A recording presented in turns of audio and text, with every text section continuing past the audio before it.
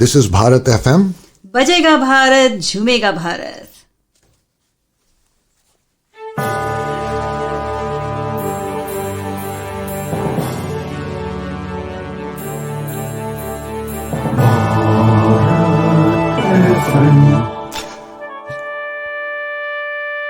ये है भारत FM. बजेगा Bharat, झूमेगा Bharat. Namaskar, Sat Sri Akal, welcome and adab. You are listening to Bharat FM, a one-of-its-kind, multilingual, eclectic provider of entertainment, information and news to Indian Americans. Headquartered in Cincinnati, Ohio, Bharat FM airs shows out of Cincinnati, Chicago and Phoenix. We take pleasure in our ability to cater to your bhakti, chusti, sfurti, shakti and masti needs with our audio and visual shows. Check out bharatfm.com for our online program schedule and archives. I'm sure the content will definitely tickle your senses. Tune in via the 24-hour web streaming on bharatfm.com or via the Bharat FM app. More information can be procured at 513-488-5070. Hello everybody, Namaskaram, Namaskar. Good day and good evening to all the viewers and listeners from India, especially Bangalore, and to all the viewers and listeners from across the United States. Welcome to another Sunday evening, Sunday morning of Storytellers Cafe, and I'm your host, Usha Venkatraman. Not sitting in my usual studio or house, but this time I've traveled to the south, very close to Bangalore. I'm in Chennai and recording this episode from my hotel room. So here we go, friends. As you know, this is the second part of the episode with our guest Vijaylakshmi Nagaraj. Last Sunday on 1st August, Vijaylakshmi told us two wonderful stories about Jhilmil the butterfly set in the beautiful hill town of Shillong, and the second story also set in the same town, a ghost story. As you all know, Vijaylakshmi Nagaraj is an educational consultant, educationist, storyteller, author, and has worked a lot with children to promote the art of storytelling, especially in the Northeast, worked with librarians, set up libraries, and being an army officer's wife, she's also done a lot. Today we talk to Vijaylakshmi about her journey and what all things that she's done, especially representing India at IBI, and also the papers that she has written and showcased at the international conferences, and how she has contributed to the army Jawans, their wives, and many more incidents from her life. And also, we will listen to stories. So sit back, enjoy to this edition of Storytellers Cafe with our guest Vijaylakshmi Nagaraj. This is the part 2 of the session. So let me get Vijaylakshmi onto the screen. Hi Vijaylakshmi, welcome to Storytellers Cafe, to the part 2 of the episode. Oh, who's the guest with you? Thank you. Thank you so much, Usha. Today, I have that little girl who's part of my story right there in Shillong. Hello, everybody. Thank you once again for having me on board, Usha, of your Storytellers Cafe, a brilliant place where one can just get carried away with stories, more and more stories, fun stories, ghost stories, and happy stories. Hello, everybody. Yes. And I'm happy to be here today. We are so happy to have you. This is the first time we are having a 2-part episode, Vijaylakshmi. I think moving forward, I will definitely have, because there's so much to talk about with certain storytellers, in fact, with everyone. And I decided why not have a two-part episode, makes my job easier, and there is a continuity. So, what do you have for us today? Thank you very much, Usha. Indeed, as I told you before, I'm really honored and humbled to be here today, this evening, morning for some. Okay, today I have for you, it's August, something connected to our Independence Day. And why not? The story is connected to our dear, very own first Prime Minister of India, who many children call Chacha Ji, Chacha Nehru. And as we all know, we celebrate Children's Day on his birthday. Well, this story is a true little incident, and I'm going to take you back to Shillong. And here was this carefree girl wandering about in the gardens, not a fear. You see, there was no restriction. You just walked into gardens, played in the gardens, and had fun. And here was this little girl who would be singing, strumming, plucking fruits from the plum tree and enjoying herself. Well, one day, the Prime Minister of India decided his hectic work schedule was a bit too much. So, Panditji decided to come and spend a sojourn in Shillong, in the hill station. Beautiful hill station where he would come and relax. This little girl's father was working in the governor's secretariat. So he was a busy man, especially when there were VIP visitors to Shillong. And the Raj Bhavan, sprawling amidst greenery, flowers, and the beautiful Wards Lake just across the huge, vast garden, was one of the places where one could spend time in absolute relaxation and peace. Panditji arrived from Guwahati to Shillong. It was in a helicopter, and he spent 3 relaxed days in the Raj Bhavan, where he could really spend time reading and walking. Then it was time for him to go back to Delhi to his busy schedule. So Pandit Ji was going to be again going back in the helicopter. Now, this little girl's father, he was very busy. He had to get the vehicles ready and make sure that the chopper arrived on time. So going to the helipad from the Raj Bhavan would have taken about 20 to 25 minutes. As this little girl was playing in the garden, since the quarters of where they lived was very close to the Raj Bhavan, she wandered into the lawns of the Raj Bhavan, happily playing and singing and chasing butterflies. Just then she noticed there were cars lined up to go to the helipad. But what did she notice most? She noticed her father there, busily giving instructions, and he was about to get into the car because he had to reach the helipad before the Prime Minister of India did, to ensure that the chopper was there and ready to take off. This little girl suddenly charged up, ran right to where her father was, and said, "I'm coming with you."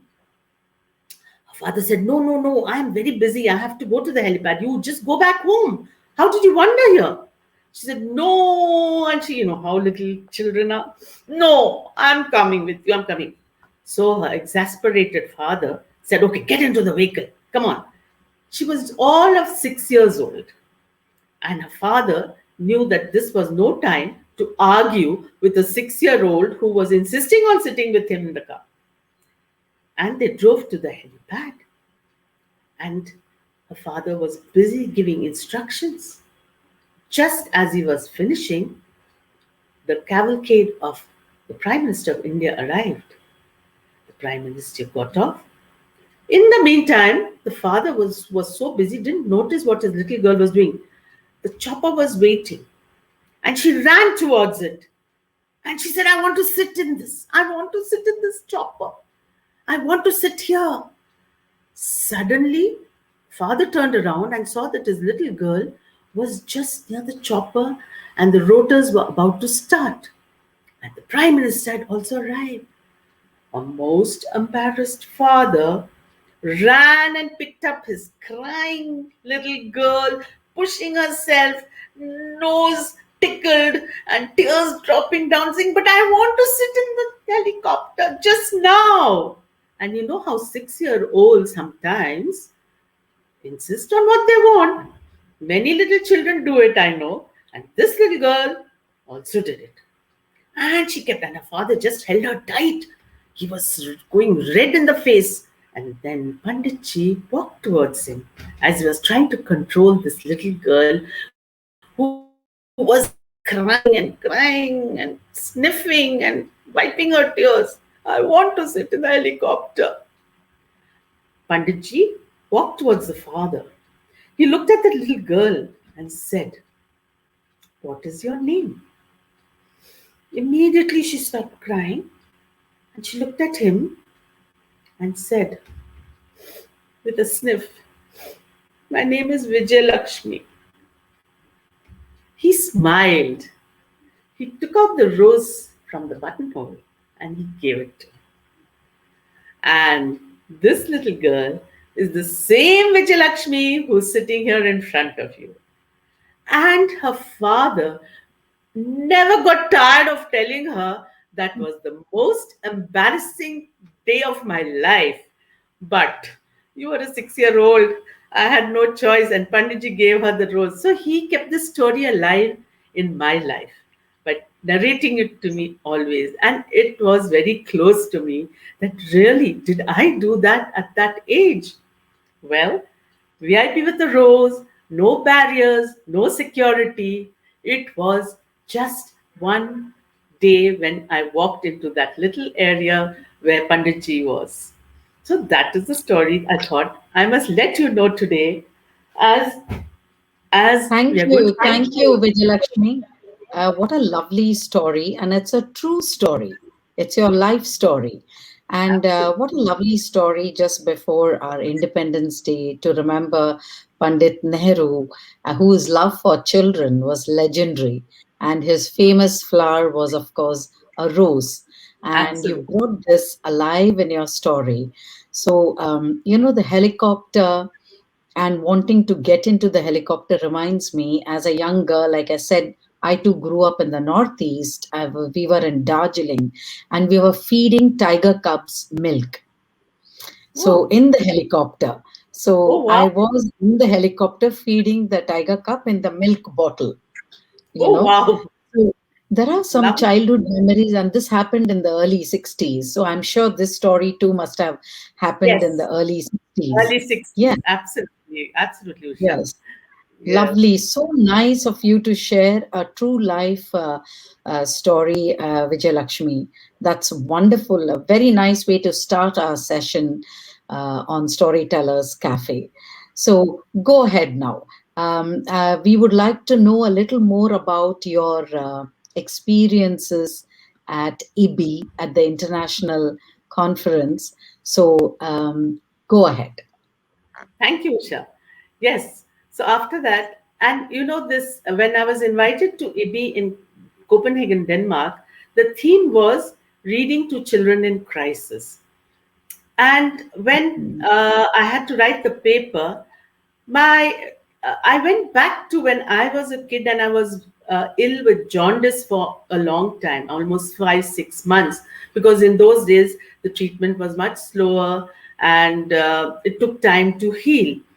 And what I remembered most was that during lunch break, my father's friends would come and regale me with stories and play Scrabble or any other board game.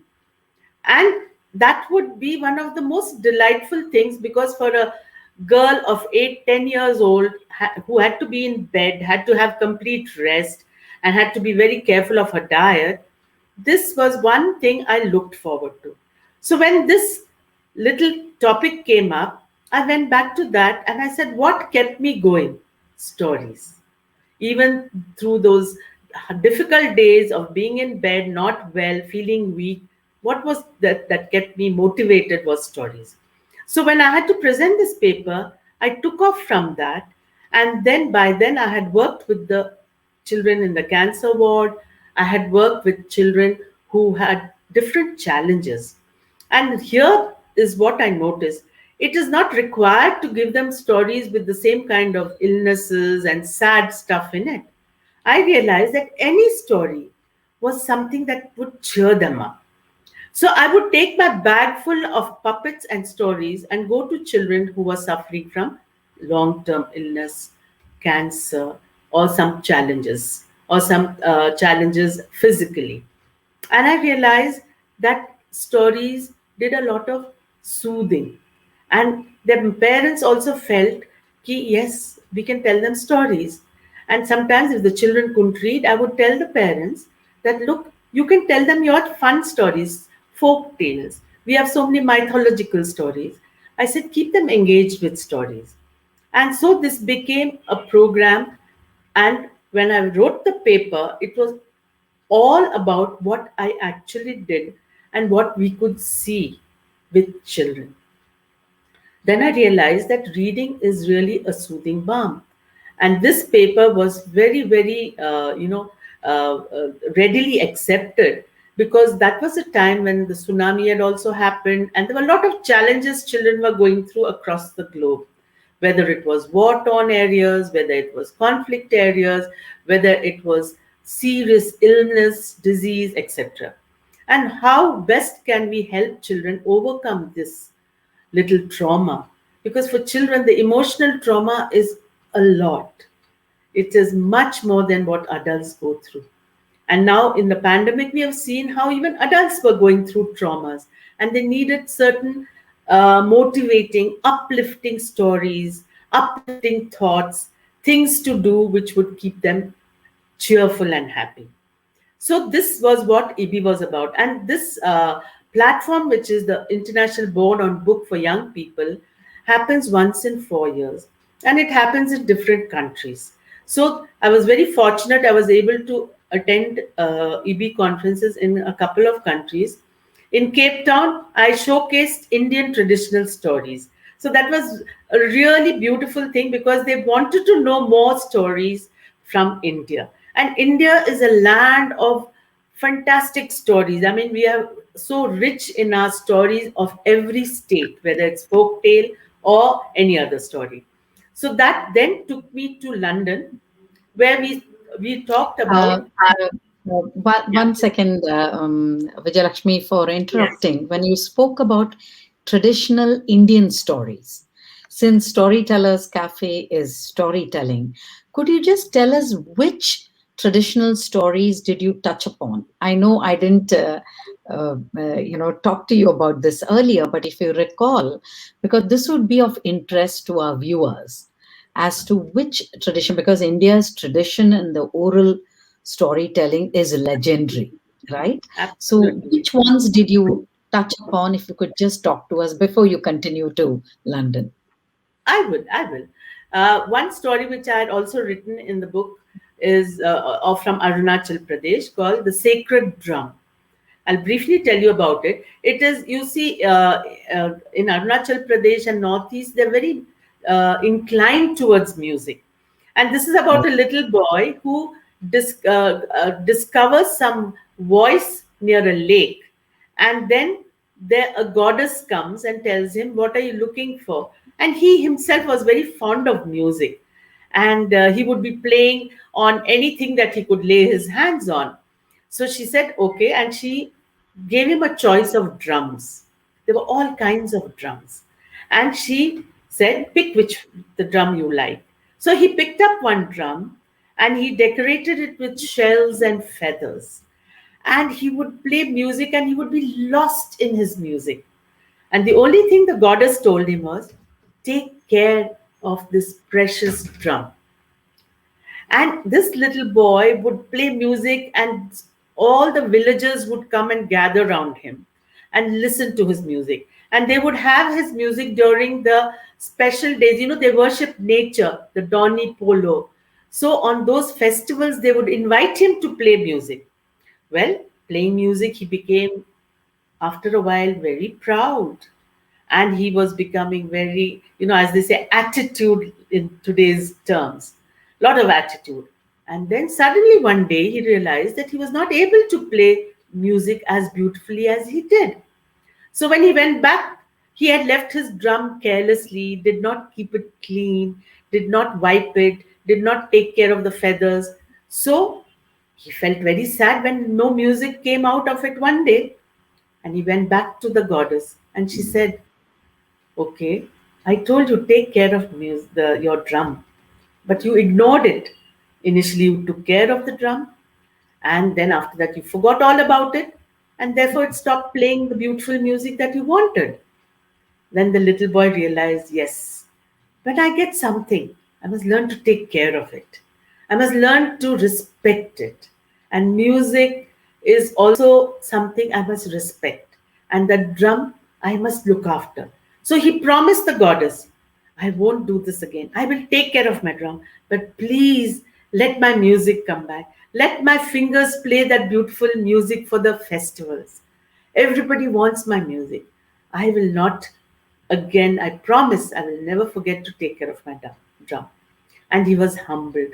And she said, okay, take it and play beautiful music. Let your friends enjoy. Let your festivals be full of joy. Go on, play music. And so that was one of the folk tales, and it's one of the folk tales passed down orally. You see, from Arunachal Pradesh, only it's very recently that there are people who write stories like Mamang Dai and all. But that time, it was just these oral stories which I happened to hear when my father was posted there for some time. And I created it into this, when we were bringing out Once Upon a Time in India, which was published by Pan Macmillan. It has 26 stories from different states of India. And mine was one of them. And that time, of course, there were 26 states, and now there are more. So they're planning to bring a sequel to it. And this time I've written a folk tale from Karnataka, since I was living in Karnataka. So that's how I showcased a traditional story. And also some from Tamil Nadu with little music, when we say, Doshe amma doshe, neile chutta doshe, papavukku onnu, appavukku rendu. So with the Tsunami orphans, I had to get back to Tamil. Though my Tamil was not that fluent because I lived in the Northeast, I was very good in Hindi and other languages. But I brushed it up, and the kids, as we come to the next topic, there are no barriers. Everyone thinks children won't understand this or won't understand that. But when it comes to stories, there are no barriers. Children connect with you and they become part of your story. And where there's one or two words which they want to know about, they discover the translation themselves sometimes because you explain to them what the thing is. Yeah, stories surpass barriers. You could be telling a story in Tamil or Assamese or Nepali, but if you're listening, a good listener, you will understand the story. True, yes. Very true, very true. Yeah. And so that led me on to stories build bridges. Now, across the globe, I myself grew up reading Enid Blyton's and would love those books because Indian children's books in India per se, we didn't have many. There were children's magazines, but not books. So I grew up on feasting on Georgetta Hare's and Enid Blyton's and published books from the West. So now India has a beautiful segment of children's books. So Stories Build Bridges was another paper which we had in London. And that's where I met Julia Donaldson also, who showcased her very beautiful, she writes in rhymes. So she and her husband, he was playing the guitar and she enacted a little story just using a prop, which was a tail and a pair of ears. So there we discovered that whether it's stories from India, Southeast Asia, Europe, Western Europe, or US, it was something which, when we interchange with each other, when we share it with each other, we have a huge, vast collection of stories for children. And stories also take children to those lands which they've never visited. Even just in India, if I talk about snow and Kashmir, many children have no concept or what is snow, they will say, oh, is it like the ice in my fridge? So similarly, children in US, in Europe, when we talk about India and the sunny lands of India and the beautiful nature in India, the wonders in India, they sometimes are really very happy, because otherwise they only hear about snakes and charmers and stuff like that. But India has much more than that. And our mythological stories, for example, stories about Hanuman, is very, very attractive to children everywhere. Stories about Ganesha, the elephant god. Oh, children are thrilled to hear about stories from India about Ganesha. So, this way, when I talked about stories build bridges, I had taken with me about stories from different parts of India. Orissa has a tradition of stories. Uh, West Bengal has different kind of stories put to music. So this way, the connect was that there are all kinds of stories in India, in each part of India, which are showcased at the conference in London. And it was a very, very nice treat, where I also narrated a story, and then also there were people from different parts of the globe who narrated a story. And I must tell you, we also had a very beautiful tent put up, where we all had to sit inside the tent and narrate our stories. So it was a Oh, different experience. So we had someone from Africa, someone from Europe, someone from Scotland, and me from India sitting there, narrating a story inside a tent, just to give it that ambience. So we just realized that books and stories build bridges. It connects all of us, and there's no kind of that, oh, this is a story from here and I can't read it or listen to it. So now, like, so many stories from India are being sold outside the country. For example, my Jilmil has reached America. The natural wonders, I have people sitting in America saying, oh, we must visit these places when we come to India.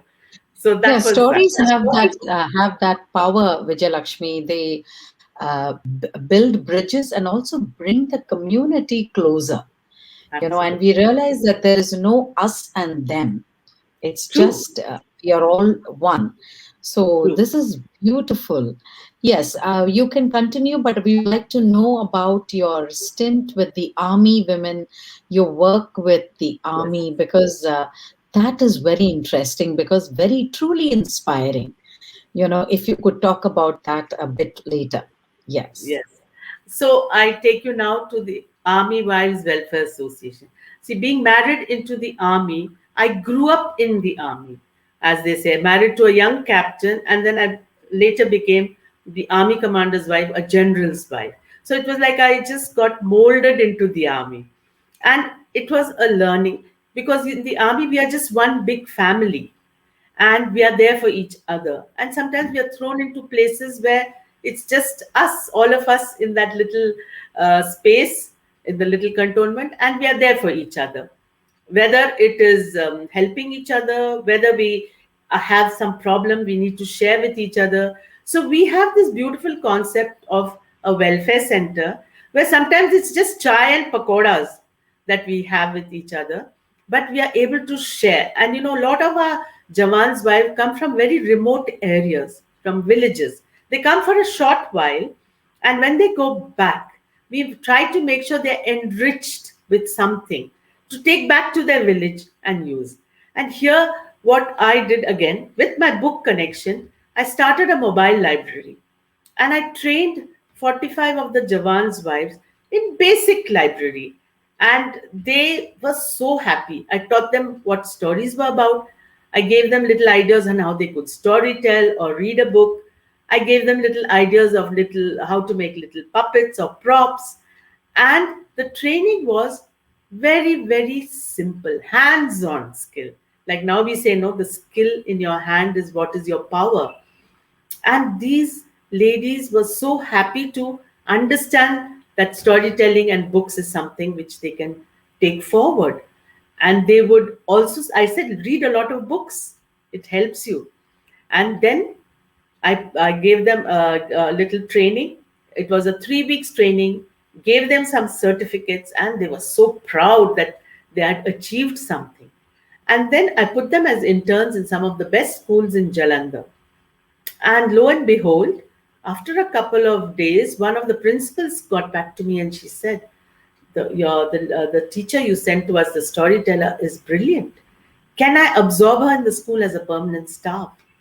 And what more did I want? It was such a wonderful thing for a principal to say that I want to use them more. And the women later told me, all these teachers and librarians, that ma'am, our children are very proud of us. First, they thought we can't do anything. And when we did this, they just loved it. And we converted an old vehicle into a mobile library. And we would send this mobile library to clusters where there were families with children.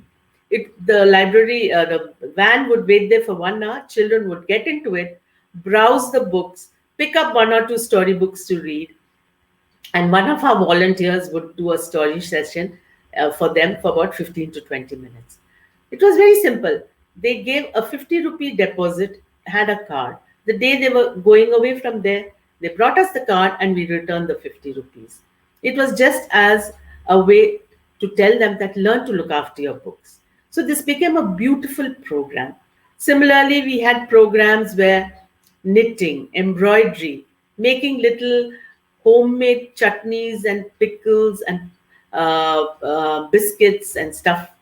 We had that also as part of our training program. So the women went back, and even in their village, many of them started these little things. Like every house in India needs baby clothes. In the villages, they need dresses for children, little frocks and pants and shirts for the little boys and girls. So then they would all buy a sewing machine, and it was a home industry. And when they got time, because they also had to work in the fields, they had to take care of their elders and they had to take care of their children, while their husbands, who were soldiers, were out on the borders. So they thought was the most beautiful way where they could spend time at home and earn a little money. And then it became a big industry for many of them who ventured into much, much more later. So this is how we had the Army Wives Welfare Association. We had an AWA magazine, of which I was the editor for 8 years, where we asked people to share their little thoughts, poems, little articles, because that gave them a platform to share what they wanted. And they would see it in print and feel, oh my God, I was able to do that. So that was our little army welfare centers. And as I grew on in life, there are many problems which people face. It could be something to do with the children, elders, health issues, education. Now, sometimes they wouldn't know where to go. So we would sit with them, share the problems, and sometimes come up with solutions, many solutions. It could be small ailments, and they would wonder, what do we do now? So these centers, like now you have proper counselors and stuff, we were there for each other. We would share our thoughts, and somebody would come out with some solution. Like now we have those nuskas. I seem to have a toothache, and somebody will say, put some long oil in it and all. So we had these home remedies for many things. And now most doctors tell you that, look, don't go for medication. Go for the time-tested grandma's recipe or home remedy. Absolutely, Vijaylakshmi. I couldn't agree with you more. Today we have tags and names for things. But I think we were a wholesome person who included counseling, kind of somebody who would just listen to people's problems, Yes. offer solutions, whether you want to call it a kitchen cabinet or whatever. I mean, I don't go in for names. I think a storyteller also encapsulates everything. Absolutely. A Very counselor, true.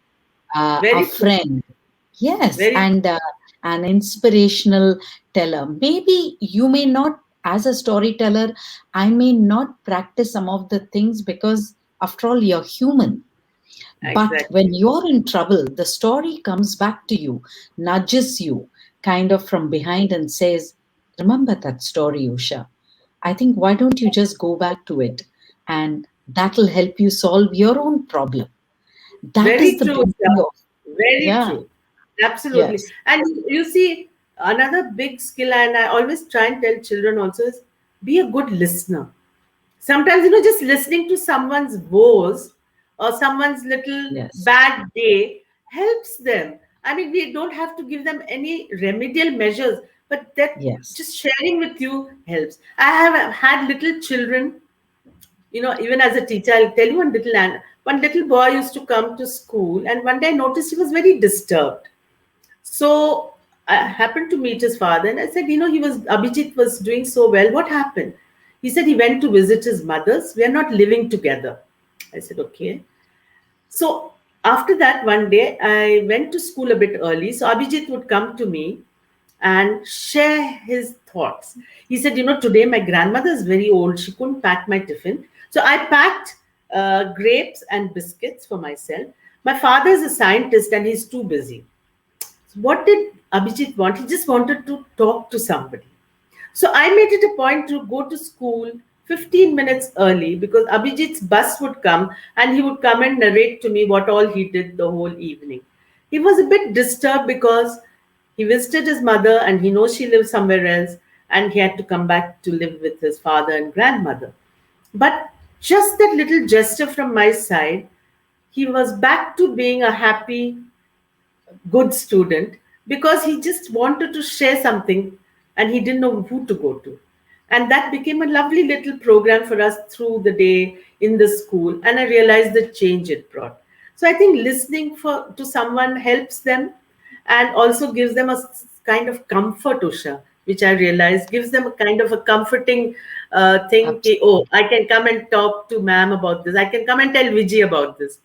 So I've had many incidents which I have just been able to listen, and it probably did help or soothe somebody. Yeah, Vijay, that Now, can I brings me take off? next. Can I take off That on brings. the air? Sorry, Can I sorry. take off on the air, flying? Yes, With this that's what I was about to come to it, but that you have told me the travels and stories in the air. So I think our listeners would love to know about it. Please do take a sip of water, and your throat must be parched with talking. Take a breather. yeah. And like when I tell the audience that you're listening to Storytellers Cafe, this is part two with Vijaylakshmi Nagaraj, our guest. So, 1st August and 8th August is a two-part episode with Vijaylakshmi Nagaraj, the educational consultant, storyteller, author, and such a dynamic personality.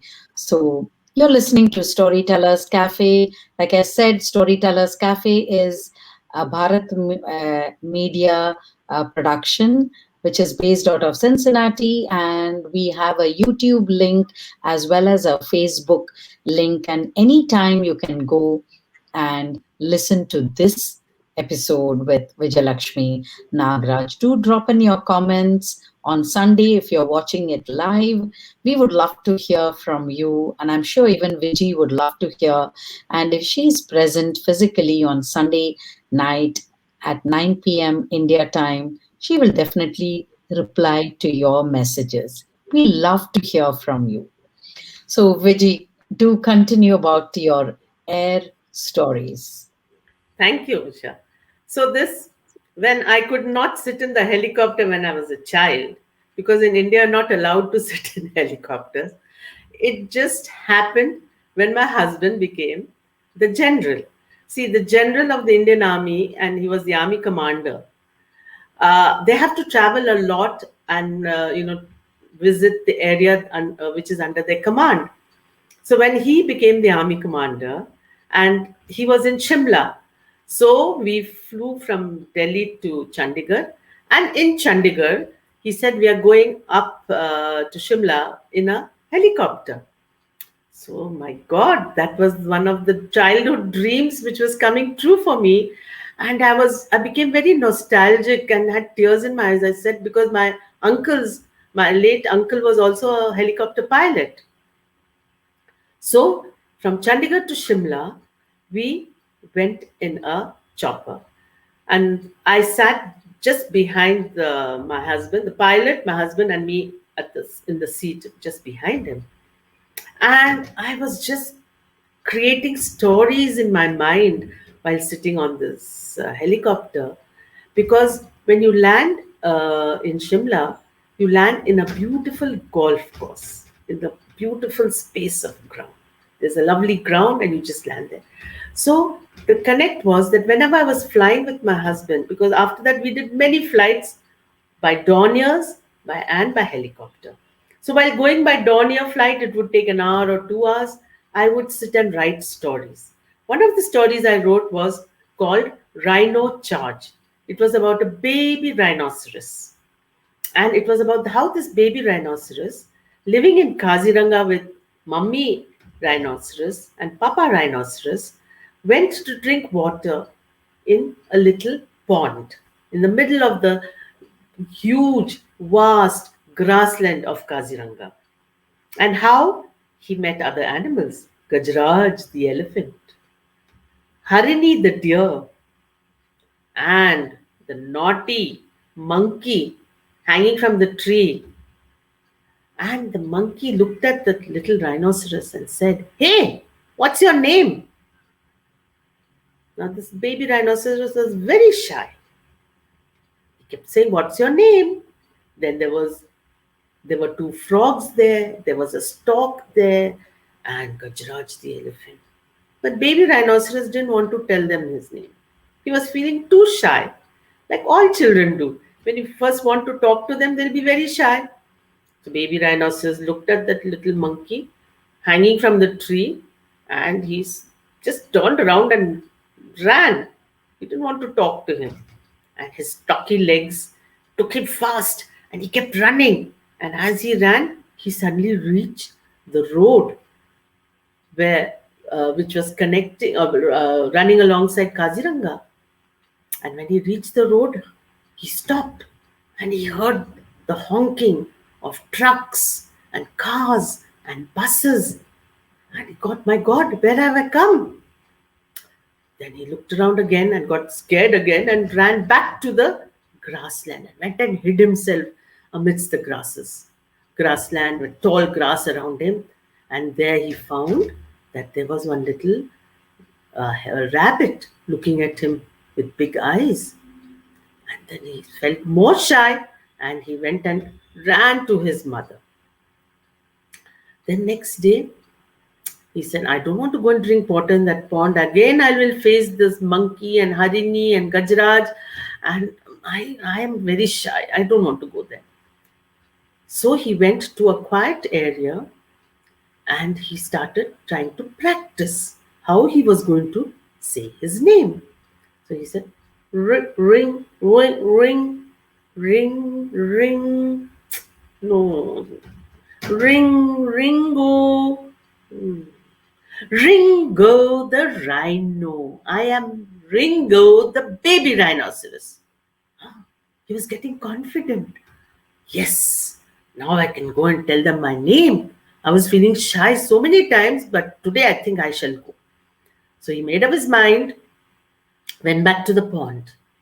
And there was Gajraj, Harini, the monkey, the stork, and so many little froggies.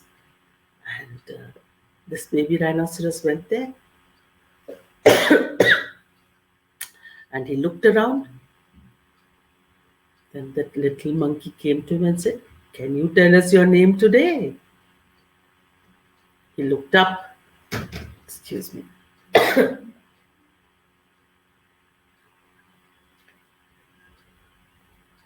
He looked up. He said, "I am Ringo. I am Ringo, the baby rhinoceros. My name is Ringo." So Gajraj said, "Oh, Ringo, how nice. Will you be our friend?" The monkey said, "Ringo, how nice that name is. Why didn't you tell us yesterday? Why were you feeling so shy?" Ringo looked at him and said, "I'm Ringo, the rhinoceros." So Gajraj said, "Okay, Ringo, we are all your friends. We all come here to drink water. Don't be shy. Come here every day." Ringo felt good. He felt happy. And he charged back to where his mother was in the big, vast grassland of Kaziranga. So that's the story of Ringo, which I wrote while on a flight. Lovely, lovely. So wonderful, Vijaylakshmi. I just wanted to say that for an author or a storyteller, you have a muse.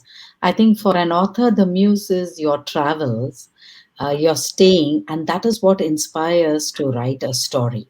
So, as we conclude this session, I would like you to tell the budding authors, and this is also true to storytellers because many storytellers are also now turning into authors, writing stories. What would be your word of advice? I mean, what is that single ingredient element that one needs to write a story? Because everyone can't become an author. It's like, I know there is a magical X factor. So your word of advice to all the budding storytellers and authors as to what would you tell them if they want to become authors? Well, a seed, a tiny little seed or a thought which is in your little mind. Sometimes we look at something. For example, you're looking out of the window and you see a weaver bird's nest. It starts fascinating you. You Mhm. just jot down weaver bird's nest. Next day you go, you'll see maybe the weaver bird actually knitting those leaves together. So it's Mm. observation, a little seed, observation. Put it into a diary. Maybe you won't write it immediately, but these little seeds of things which interest you, just jot it down. Maybe at some point when you sit back, you can write a little more about it. And there's so many little things around you that you can think of and write. Or there's some anecdote you've heard and you remember something similar to that. Just jot it down. I know it's not always possible to write. Like I sometimes have so many little seeds in my diary. And when it comes to me, I've put it down. And when I sometimes sit back, I like to expand on that one little seed and see how it flourishes, how the leaves come. The leaves are those ideas which come into your mind. And as the leaves and ideas come into your mind, maybe there's a flower. That means it's seen its fruition. There's a fruit. And that's how you can try to write. And the other thing is reading. The more you read, I feel what exercise is for the body, reading is for the mind. As we keep reading, I had a lot of rejections initially, so many rejections. It took me a long time, but I didn't give up. If you really have an interest and passion, carry on. Don't give up. Continue. Enjoy your life, but don't give up. I know it's not going to be quick. These are not something like I say, like instant 2-minute Maggie noodles. No, keep trying and trying till you succeed. That old proverb which says, try, try, try again. So I keep trying. There'll be rejections. Don't let it make it disappointing for you when you get rejections. If you get feedbacks which may not be very happy feedbacks, it's okay because it's a stepping stone. These little feedbacks, and then that stepping stone should motivate you to write more, to jot down more seeds and stories.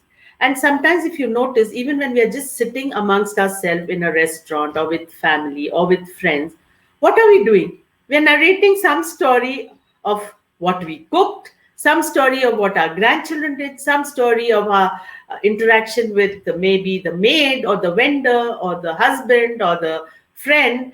And it becomes such an interesting story to share. So it could be. Absolutely.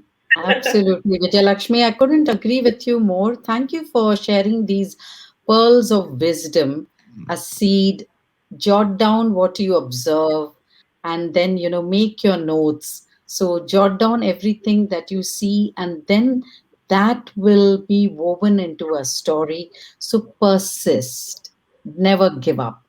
And one day you will see fruition, it will flower.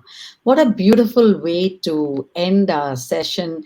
And I hope all the listeners, storytellers, audiences, children, that this will inspire you to write and to read more. So thank you, Vijaylakshmi, for this wonderful two-part episode. It's been truly, what would I say, an eye-opener, and sharing your life living in the Northeast, because very little has been said about the Northeast, and for you to bring Shillong alive and about your army life. Thank you so much. This is a different flavor to Storytellers Cafe, and we are deeply honored to have you grace our studios, and we thank you. On behalf of Bharat FM and Storytellers Cafe, very happy to have hosted you. Thank you, Usha. Thank you to Bharat FM, and thank you to you for giving me this platform. Sprinkle kindness and love everywhere, and have a wonderful and happy Independence Day. God bless each one of you. Stay safe, stay happy, and keep smiling. Thank you. Thank you, Vijaylakshmi. Yes, stay safe, my friends. Be masked, do wash your hands, and maintain social distancing. You have to. These are certain things that you must follow to be safe.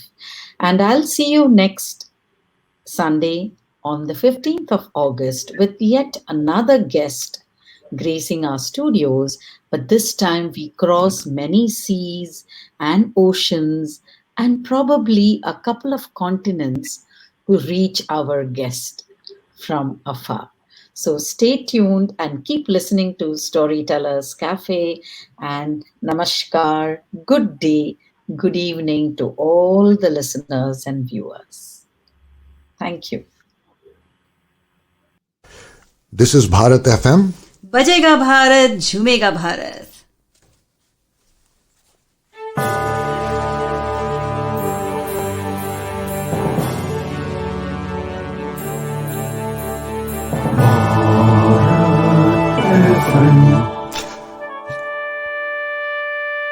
ये है Bharat FM. बजेगा भारत झूमेगा भारत.